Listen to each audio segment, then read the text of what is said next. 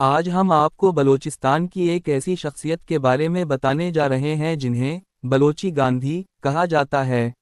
یہ ہے عبدالصمد اچکزئی، وہ شخصیت جنہوں نے اپنی پوری زندگی جدوجہد، قربانی اور قید و بند میں گزاری۔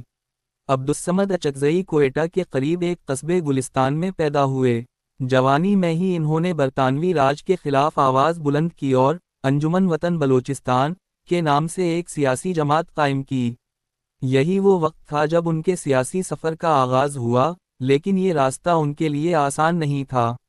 انگریز حکومت نے ان کی آواز کو دبانے کی کوشش کی اور انہیں جیلوں میں ڈال دیا۔ تاریخ ہمیں بتاتی ہے کہ وہ 25 سال تک پشاور، مچ، ہری پور، لاہور کا شاہی قلعہ، ساہیوال، حتیٰ کہ مالٹا اور انڈمان کے بدنام زمانہ، کالا پانی جیسے قید خانوں میں رہے۔ لیکن دوستو، ان تمام سختیوں کے باوجود وہ جھکے نہیں۔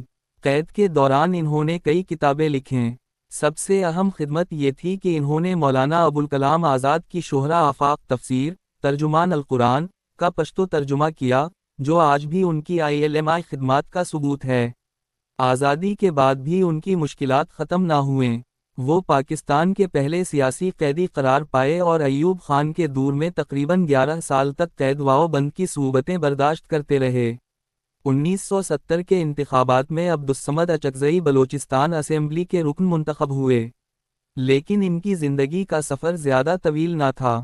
2 دسمبر 1973 کی ایک سرد شام جب وہ اپنے گھر میں نیند میں تھے، تو دشمنوں نے انہیں ہمیشہ کے لیے خاموش کر دیا۔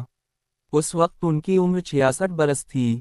عبدالصمد اچکزئی کی زندگی ہمیں یہ سکھاتی ہے کہ جدوجہد کا راستہ ہمیشہ آسان نہیں ہوتا، لیکن جو لوگ اپنی سوچ اور اپنی قوم کے لیے قربانی دیتے ہیں، وہ تاریخ کے اوراق میں ہمیشہ زندہ رہتے ہیں۔